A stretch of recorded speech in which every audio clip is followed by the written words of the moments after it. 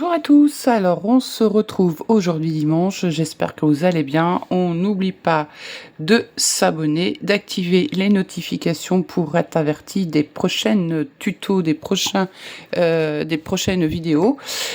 Donc je vous explique comment faire vos grilles tests sur Xtool Studio puisque vous êtes apparemment un petit peu perdu. Honnêtement, c'est pas plus compliqué qu'avec XS, l'ancienne version, vous allez voir. Donc on ouvre un nouveau projet. Voilà, voilà. On attend qu'il s'ouvre.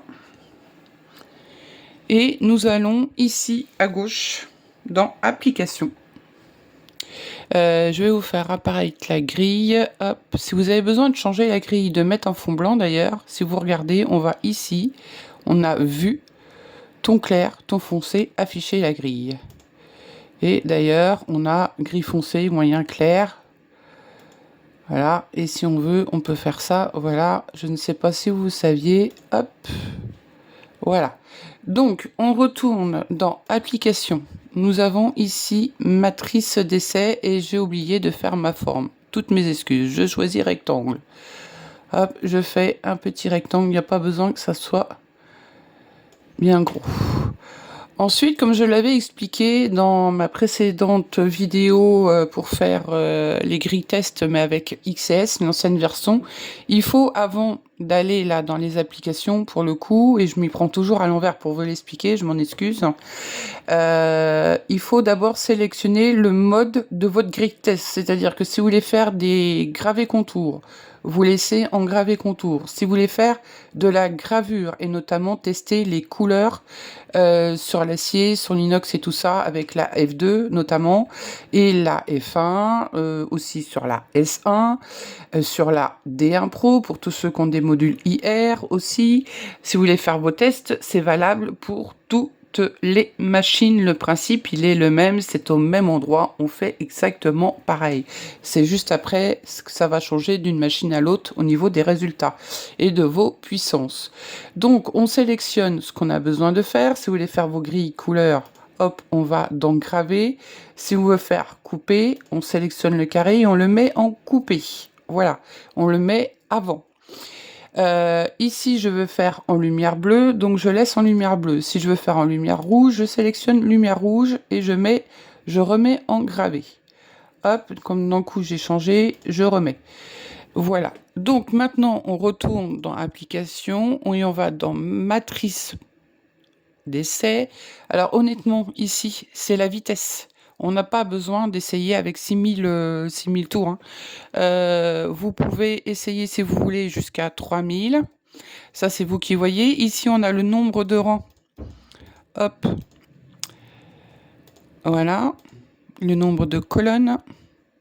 Plus vous en mettez, plus vous avez de choix de couleurs, plus ça va vous faire de variations. Voilà.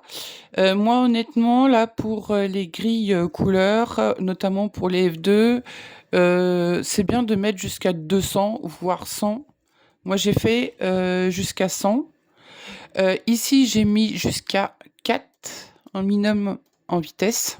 Voilà, puisque j'ai pris par rapport à mes précédents réglages que j'ai l'habitude d'utiliser sur les autres modules IR.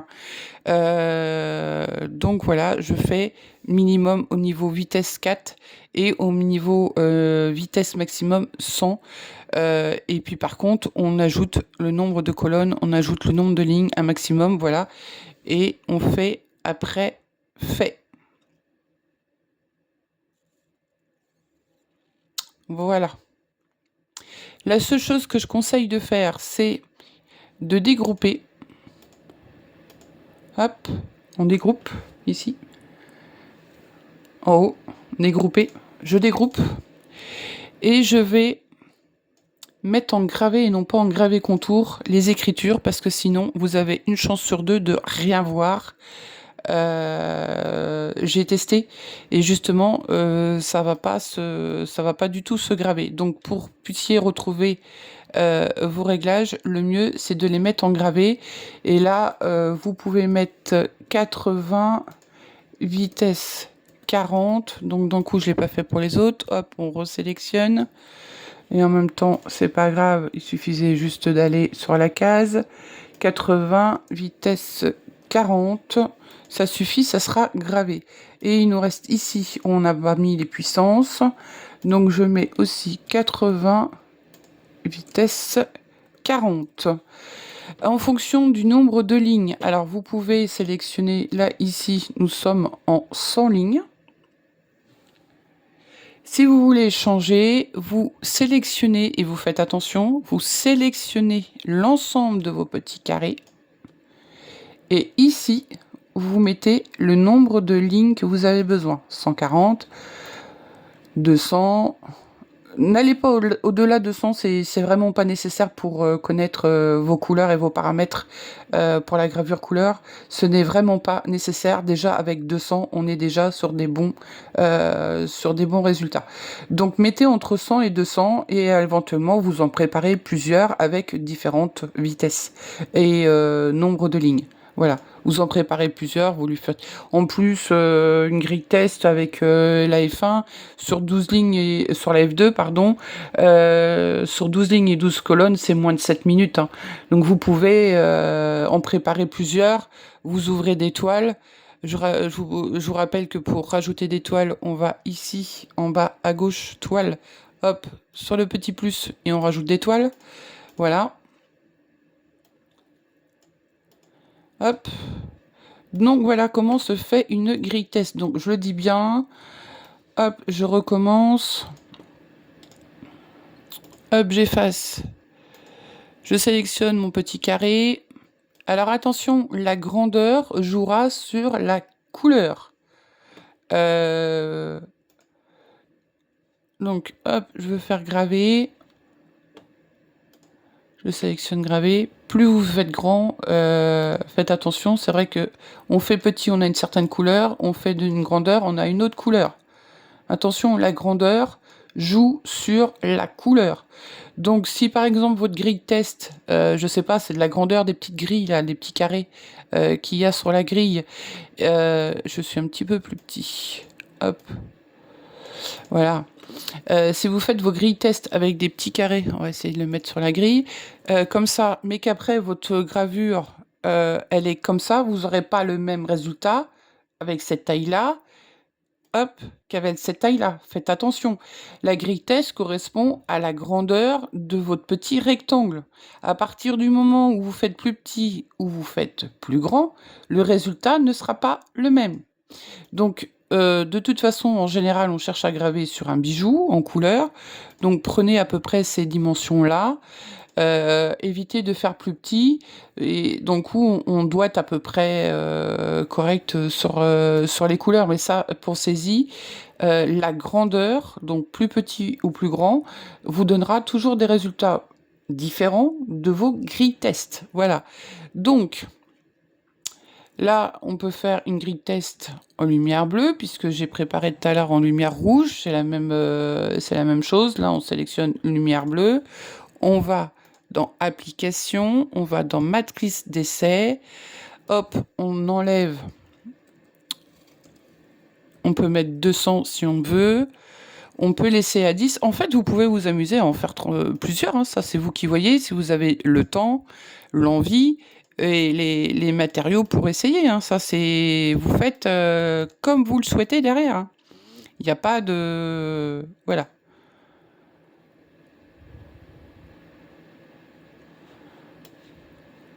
Ça, c'est vous qui faites par rapport à vos besoins, le temps que vous voulez y consacrer, si vous avez les matériaux d'essai, etc., etc.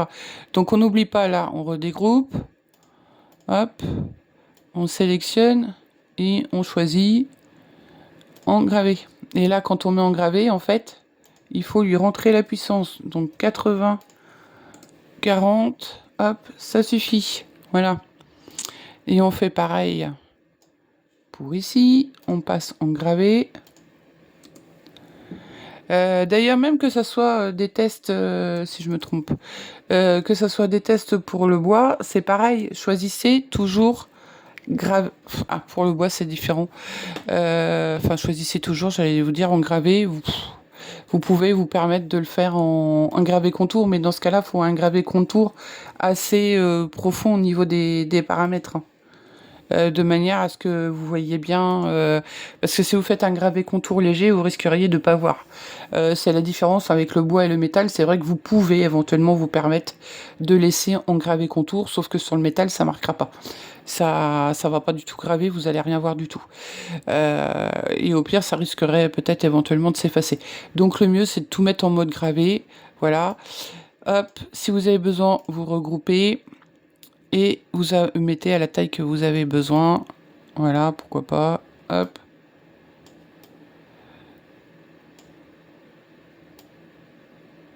Voilà, c'est vous qui voyez, c'est pareil, en fonction de l'espace que vous avez pour tester, du temps, etc. Voilà, donc j'espère que cette vidéo vous aura aidé. Ce type de grille test vous sert pour tout, pour le bois, pour le métal, pour tout ce que vous avez besoin de tester, pour le cuir, etc. etc. Donc, à partir de ce moment-là, vous savez faire vos grilles test avec tous vos matériaux et avec tous les lasers de la gamme. C'est le même principe. Voilà. Tout simplement. Je vous souhaite un bon dimanche. N'oubliez pas de vous abonner, de liker, de commenter et de partager. Sans oublier d'activer les notifications afin d'être averti pour les prochaines vidéos. Voilà. Je vous remercie à tous. Allez, bon dimanche. Ciao, ciao.